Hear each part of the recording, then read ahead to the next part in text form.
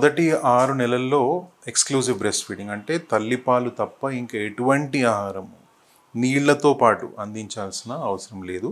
తల్లిపాల్లోనే అన్ని విధమైన న్యూట్రిషన్ అనేది అవైలబుల్గా ఉంటుంది కాబట్టి ఎక్స్క్లూజివ్ బ్రెస్ట్ ఫీడింగ్ మొదటి 6 నెలలు పాటించాల్సిన అవసరం ఉంటుంది.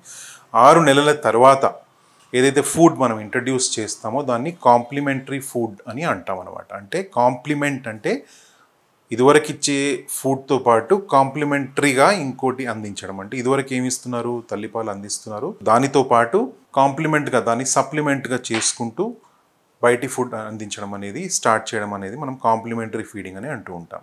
సో ఇందులో భాగంగా ముందు పిల్లవాడిని రెడీ చేయడం అనేది చాలా ఇంపార్టెంట్. అంటే మొదటి దశలో వెజిటబుల్ సూప్స్ అందించడము, ఫ్రూట్ జ్యూసెస్ అందించడము, అందులో షుగర్ కంటెంట్ లేకుండా ఉండడము, ఇటువంటి ఫుడ్తో స్టార్ట్ చేసి ప్రాసెస్డ్ ఫుడ్ అవైలబుల్గా ఉంటుంది, దాన్ని యూస్ చేసుకోవచ్చు. But at the same time ఇంట్లో చేసిన ఆహారం అందించడము వీలైనంత వరకు అది చేస్తే చాలా మంచిది. ఎందుకంటే కలుషితం అయ్యే అవకాశాలు చాలా తక్కువ.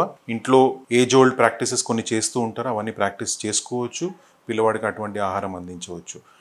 6 నెలల తర్వాతనే వాళ్ళకి మొదటి దశలో వాళ్ళకి కింద భాగంలో వాళ్ళకి పళ్ళు స్టార్ట్ అవుతాయి. సో 10 నెలలు వచ్చినప్పుడు ఈ పళ్ళు పైన కూడా వాళ్ళకి ఫామ్ అవుతాయి కాబట్టి కొంచెం హార్డ్ సబ్స్టెన్సెస్ అంటే not very hard firm substances కూడా వాళ్ళకి అందించవచ్చు.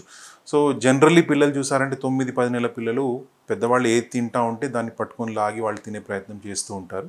సో అటువంటి ఆహారం కూడా వాళ్ళకి అందించవచ్చు. అంటే చపాతీ లేదా బ్రెడ్ అనేది మిల్క్లో సోక్ చేసి అందించవచ్చు వాళ్ళకి, లేదా ఇడ్లీ లాంటిది కూడా సింపుల్ బ్రేక్ఫాస్ట్ ఐటమ్స్ లాగా అందించవచ్చు. బట్ సాలిడ్స్ మీరు రైస్ అనేది చూసారంటే వీలైనంత వరకు ఎంత మెత్తగా వాళ్ళకి అందిస్తే అంత డైజెషన్ వాళ్ళకి ఈజీగా అవుతుంది, యాక్సెప్టెన్స్ కూడా చాలా ఈజీగా ఉంటుంది. అండ్ మోస్ట్ ఇంపార్టెంట్ థింగ్ పిల్లలు మీరు చూసారంటే ఈ ఈ ఈ పర్టికులర్లీ ఈ ఏజ్కి సంబంధించిన పిల్లలకి రోజు ఒకే విధమైన ఆహారం పెడితే వాళ్ళకి they will not take it. So కొన్ని మార్పులు చేస్తూ ఉండాలి. అంటే వారానికి ఒకసారి లేదా 4-5 రోజులకు ఒకసారి మార్పులు చేసుకుంటూ, అంటే టేస్ట్లో పర్టికులర్లీ, చూడడానికి పర్టికులర్లీ ఇలాంటి మార్పులు చేయడం చాలా చాలా ఇంపార్టెంట్. లేకపోతే వాళ్ళకి బోరు కొట్టి వాళ్ళు ఫుడ్ చూడగానే వాళ్ళు దాన్ని అవాయిడ్ చేసే ప్రయత్నం చేస్తూ ఉంటారు. అండ్ 10 నెలలకి వచ్చిన పిల్లలకి ఇంకో ఇంపార్టెంట్ ఆస్పెక్ట్ ఏంటంటే మిల్క్ తగ్గించుకుంటూ సాలిడ్ ఫుడ్ అనేది ఎక్కువ పెట్టాల్సిన అవసరం ఉంటుంది. అంటే ఇప్పుడు 9 గంటలకి మిల్క్ ఇచ్చారంటే మినిమం 3 to 4 hours గ్యాప్ ఇచ్చి దాని తర్వాత సాలిడ్ ఫుడ్ ఇవ్వాలి. కామన్గా చేసే మిస్టేక్ ఏంటి, పేరెంట్స్ కానివ్వండి, తల్లులు కానివ్వండి, మిల్క్ అందించడము వెంటనే సాలిడ్ ఫుడ్ అందించడము, లేదా మనం ఎంత తినాలి పిల్లవాడు అనుకుంటున్నామో అంత తినాలి అని మనము ఎదురు చూడడం. సో ఇటువంటి ఎక్స్పెక్టేషన్స్ లేకుండా మినిమం 3 to 4 hours గ్యాప్ ఇస్తూ వాళ్ళకి సాలిడ్ ఫుడ్ కానివ్వండి, మిల్క్ కానివ్వండి అందించాల్సిన అవసరం ఉంది. అండ్ 10 నెలలు వచ్చిన పిల్లలకి పొద్దున పూట మిల్క్ ఇస్తే మళ్ళీ మధ్యాహ్నం లేదా నైట్ అంతే. సో రిపీటెడ్గా వాళ్ళకి మిల్క్ అందించాల్సిన అవసరం లేదు. అండ్ సాలిడ్ ఫుడ్ ఇచ్చినప్పుడు ప్రతిసారి మోస్ట్ ఇంపార్టెంట్ థింగ్గా నీళ్లు కూడా అందించాల్సిన అవసరం ఉంటుంది.